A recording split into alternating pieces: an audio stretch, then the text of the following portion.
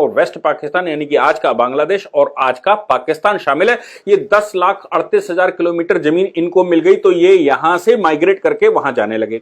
लेकिन अब यहां पर जो तमाम हजारों लाखों एकड़ जमीन ये कब्जे में है, इतनी जमीन जितनी जमीन दी, 13% मुसलमान है, तो उस हिसाब से 6 लाख स्क्वायर किलोमीटर जमीन कब्जे में भी होनी चाहिए। तो 6 लाख स्क्वायर किलोमीटर जमीन या 10 लाख स्क्वायर किलोमीटर जमीन भी मैं मान के चलूं, वो 10 लाख स्क्वायर किलोमीटर जमीन पर इन लोगों ने 10 भाइयों में से 8 को पाकिस्तान ले गए, 2 को यहां छोड़ गए, 2 को वो जमीन का पोजीशन दे दिया या ट्रांसफर 46 में कर दिया या उसकी वक्फ बना दी या उसकी कोई कमेटी बना दी और कमेटी बनाकर 45-46 में चले गए। अब जो 46 में कमेटी बनाकर या 46 में जो वक्फ चढ़ा दी गई थी, 47 में बंटवारा हुआ, तो पहले से जो लोग यहां आए उनको जमीन नहीं मिल सकती थी क्योंकि जमीन तो वक्फ पर चढ़ी हुई है, जो इल्लीगल था। सुप्रीम कोर्ट के जजमेंटों के अनुसार जो 1945 के बाद इस प्रकार की कोई भी डीड बनाई गई है, कोई भी कानून पास किया गया है, कोई जमीन ट्रांसफर की गई है, कोई किसी को ग्रांट किया गया है, वो सारे असंवैधानिक हैं।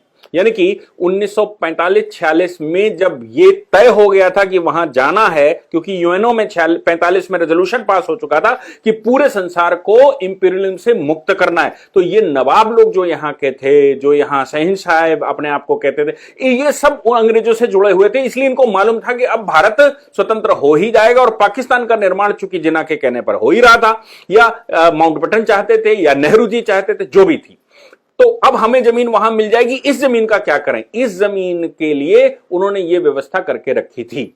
अब बात यहां पर आती है कि सरकारी जमीनें, यानी कि उस समय की इवेक्यू प्रॉपर्टी, जो लोग वक्फ नहीं बनाकर जा पाए वो चले गए, इन्होंने क्या किया, एक छोटा सा दीवार खड़ी कर ली, बोले यहां पर तो हम नमाज पढ़ते हैं साहब। तो वो जमीनें जो इवेक्यू प्रॉपर्टी हैं, वो जमीनें जो शत्रु संपत्ति हैं, मतलब 1971 के युद्ध में, 1965 के युद्ध के समय पाकिस्तान का साथ देने वाले हिंदुस्तान के वो मुसलमान जो पाकिस्तान चले गए भारत सरकार की पकड़ की वजह से कि भारत सरकार अब हमें दंडित करेगी, उन सब की जमीनें जो भारत में पड़ी हुई थी, भारत में रहने वाले मुसलमानों ने जानबूझकर या कुछ शरारती तत्वों ने जानबूझकर उसमें वक्फ में बना दी और वक्फ बनाकर वो प्रॉपर्टी संरक्षित कर ली। इसके अतिरिक्त जो नुजूल की संपत्ति पड़ी हुई है, कोई कारखाना पड़ा है, कोई रेलवे का प्लेटफॉर्म पड़ा है, कोई पलटन की भूमि पड़ी हुई है, या नगर निगम की जमीन पड़ी हुई है, ग्राम पंचायत की जमीन पड़ी हुई है, वहां इन्होंने एक दीवार खड़ी कर ली और छोटी सी दीवार बना दी या छोटा सा वहां कोई स्ट्रक्चर खड़ा कर लिया और वहां खोपड़ी मतलब वो वहां नमाज पढ़ने लगे। बाद में उन लोगों ने वक्फ को कहा कि भैया ये जमीन तो हमारी जन्म जन्मांतर से, हम तो यहां नमाज पढ़ते आए। वक्फ ने उस पर क्लेम किया, चूंकि छोटा सा स्ट्रक्चर बना हुआ था, सरकारें उतना ध्यान नहीं दे रही थी, कांग्रेस की सरकारें थी। आप सोचो 2014 से पहले क्या रहा होगा, तुष्टिकरण खूब फलटास चल रहा था। इसलिए इन लोगों ने क्या किया कि इन जमीनों को सर्वे करवाकर घोषित कर दिया कि साहब ये वक्फ की जमीन है। वक्फ बोर्ड ने वो अपने मातहत ले ली। ऐसे पूरे देश में इस प्रकार की संपत्तियां जो वक्फ के पास नहीं जानी चाहिए, जिनकी कोई लीगल ओनरशिप नहीं है, केवल इल्लीगल कब्जे के आधार पर वक्फ बनी हुई हैं, इस जजमेंट के अनुसार ये इल्लीगल कब्जे की जितनी वक्फें बनी हुई हैं उन पर वक्फ बोर्ड को कोई अधिकार नहीं है और वो जमीनें जिसकी मूलतः जमीन है उसके पास वापस आनी चाहिए। हुआ क्या कि जमीन खाली पड़ी हुई है तो वहां पर एक स्ट्रक्चर सा बना दिया, कुछ मिट्टी विट्टी डालकर, ऐसी 3-4 कब्रें टाइप की बना दी। मुसलमान वहां पर मालूम पड़ा कि लेखपाल आ गया, उसने वो जमीन वहां चढ़ा दी कागज पर कि भाई यहां तो ये बना हुआ है। भले ओनरशिप किसी की खतौनी किसी के पास रखी हुई है, खसरा किसी के पास रखा हुआ है, महल किसी के उस पर चढ़ा हुआ है, लेकिन साहब उसने लेखपाल ने अपने रिकॉर्ड में चढ़ा दिया ये जमीन कब्जे में, आज की तारीख में यहां पर तो ये कब्रिस्तान बना हुआ है। अब अधिकारियों ने उस कब्रिस्तान को कभी ध्यान नहीं दिया, या कौन ध्यान देगा, रिकॉर्ड मेंटेन हो गया। भविष्य में जब खेत वाले ने कहा नहीं ये जमीन हमारी है, तो उन्होंने कहा नहीं सर ये तो सब वक्फ है, ये तुम्हारी जमीन कहां से आ गई? तो उन्होंने कहा कि नहीं ये वक्फ नहीं, मेरे पास खतौनी है। तो मामला जब चला तो तब तक वक्फ बोर्ड आ गया, वक्फ बोर्ड ने क्लेम कर दिया कि भाई ये तो तमाम तरह से चढ़ी हुई है और ये तो जमीन हमारी है। वक्फ पर सर्वे सरकार ने बिठाया, सर्वे सरकार ने अपने लोगों को ही बिठाया, क्योंकि उस समय बीजेपी तो थी नहीं जो सर्वे सही से करती। अब वो इन लोगों ने जो सर्वे किया उसके अनुसार जमीन चढ़ा दी। अब किसान अपनी जमीन का कागज लिए बैठा है आज भी। या नगर निगम कागज लिए बैठा है, ग्राम पंचायत कागज लिए बैठी हुई है, राज्य सरकार के पास नुजुल की जमीन पर चढ़ी हुई है, लेकिन साहब कब्जा है और उस आधार पर कौन हिम्मत करे, कौन जाए, और साहब ये चढ़ गई है, वक्फ में चढ़ गई है तो वक्फ की प्रॉपर्टी। सुप्रीम कोर्ट ने इस जजमेंट के माध्यम से ये कह दिया कि पहले आपको ये बताना पड़ेगा जमीन आई कहां से, क्या जिसने जमीन दी उसकी ओनरशिप थी, क्या सरकार ने तुमको ग्रांट दी, क्या जिसकी जमीन थी वो उसको वक्फ के पर्पस से इस्तेमाल करता था, कोई पैस पर्पस से इस्तेमाल करता था।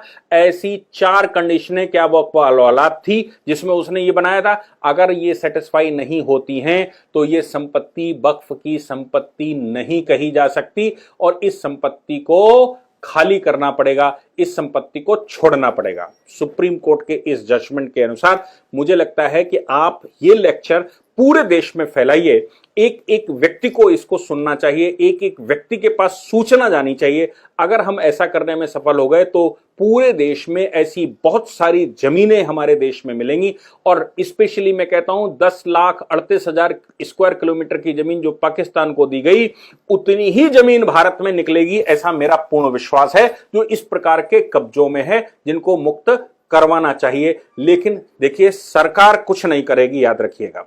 योगी जी की सरकार है, एडमिनिस्ट्रेशन बैठा हुआ है, डिस्ट्रिक्ट मजिस्ट्रेट को कुछ करना नहीं है, लेखपाल ने कोई अपनी तरफ से इनिशिएट नहीं करना है, लेखपाल ऑलरेडी ये चला रहा है और देश में लेखपालों का जितना आतंक देश भर में है उतना किसी डिपार्टमेंट का नहीं है। लेखपालों ने अपनी मर्जी से जो चाहते हैं वो करते हैं और भूमाफियाओं का भरपूर साथ देते हैं। भूमाफियाओं में ही ये वक्फ बोर्ड भी भूमाफियाओं की संज्ञा में ही आ सकता है। अगर ऐसा है तो इसके अतिरिक्त जो लीजें उस समय नवाबों ने की होंगी, जो अपने आप को राजा कहते थे उन्होंने की होंगी, वो लीजों की प्रॉपर्टी भी सरकारी संपत्ति है, क्योंकि सरकार अब उन नवाबों की जगह पर बैठ गई, सरकार उन राजाओं की जगह पर बैठ गई।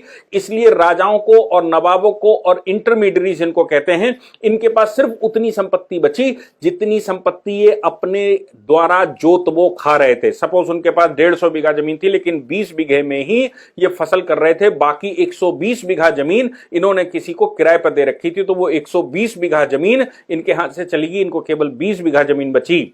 और इसके अतिरिक्त जो लीजें इन लोगों ने करके रखी थी 1947 से पहले, वो लीजें कोई 99 साल की थी, कोई 100 साल की थी, कोई 80 साल की थी, वो लीजें खत्म होने का अब नंबर आ रहा है, मतलब अब लीजें लगभग खत्म हो रही। उन लीजों पर वो पुनः वापस नवाब जमीन चाहते हैं कि वो उनको मिल जाए। क्यों? क्योंकि ये था, वो था, फलाना था, ढिमाका था। बैठे पाकिस्तान में क्लेम करने यहां आते हैं, बैठे इंग्लैंड में है क्लेम करने यहां आते हैं। धीरे से इन्फिल्ट्रेट करके अपने बेटे को यहां भेज दिया है, अपना नागरिकता पाकिस्तान के ले चुके हैं, यहां पर बिठा दिया और यहां पर वो उस जमीन पर वो क्लेम कर रहे हैं। इसलिए इस तरह के जितने कारनामे हैं वो सब राज्य सरकार की जमीनें हैं। हम सबको ध्यान देना होगा, भारत बचाना है तो भारत की इस लैंड जिहाद को, क्योंकि इस्लाम का एक विशेषता है कि वो भू राजनीतिक आंदोलन है। अब उसने पाकिस्तान लिया, कोई ऐसा नहीं है कि पाकिस्तान लिया तो वो सब उनको ले जाएंगे। उनका उद्देश्य यही था कि भूमि का टुकड़ा कितना बड़ा मेरे पास आ जाए और भारत में भी भूमि रह जाए, तो कुछ मुसलमान हम वहां ले जाएंगे और कुछ यहीं पर छोड़ जाएंगे, जिससे यहां की भूमि भी मेरी और वहां नई भूमि मेरी। तो कैसे, किस प्रकार से ज्यादा भूमि हम ले सकें, भू राजनीतिक आंदोलन है, इसके अतिरिक्त कुछ नहीं है। तो मेरा मानना है कि आप सब उस पर, देश भर इस पर काम करना शुरू करेगा। केवल संज्ञान देना, जैसे उत्तर प्रदेश में योगी सरकार को तो केवल आपको बताना है, आप मुख्यमंत्री पोर्टल पर डाल दीजिए, उस पर इन्वेस्टिगेशन शुरू हो जाती है। कोई एनजीओ बनाकर मुख्यमंत्री जी के भिजवा दीजिए, उस पर शुरू हो जाती है। तो इस प्रकार की जमीनों पर आपको पीछे सर्वे देखना पड़ेगा और पीछे से देखना पड़ेगा वाकई में ये जमीन आई कहां से। तो अब इस जजमेंट के अनुसार source of ownership of land will decide कि ये जमीन वक्फ की प्रॉपर्टी है या नहीं है। मुझे लगता है हम सब इस पर काम करेंगे तो देश में कम से कम 8 से 10 लाख स्क्वायर किलोमीटर जमीन वापस आ सकती है, जो जबरदस्ती का लैंड जिहाद के माध्यम से, जमीन जिहाद के माध्यम से कब्जा करके बैठे हुए हैं लोग। जिन्होंने पाकिस्तान बनाया वो हिंदुस्तान पर भी गजवाए हिंद और दारुल इस्लाम लाना चाहते थे। उनके इन मंशूबों को सुप्रीम कोर्ट का ये जजमेंट तभी फेर सकता है जब हम सब पूरे देश में इस बात की जानकारी हो। आप नहीं कर सकते, आप इसको इसको फैला दीजिए। जितना आप फैला देंगे उसका परिणाम यह निकलेगा कि हम में से 1000, 1500, 5000, 10,000, 20,000 लोगों में से कोई एक तैयार होगा और धीरे धीरे करके देश में एक रेवोल्यूशन आएगा। हम सबको करना है, इसलिए हमारी आपसे हाथ जोड़कर निवेदन है कि इस जजमेंट को, जो मैंने आपको अभी बताया, इस वीडियो को, इस लेक्चर को आप पूरे देश भर में जितना फैला सकते हैं उतना फैलाइए, उसका आपको लाभ मिलेगा। जय हिंद, जय भारत, वंदे मातरम।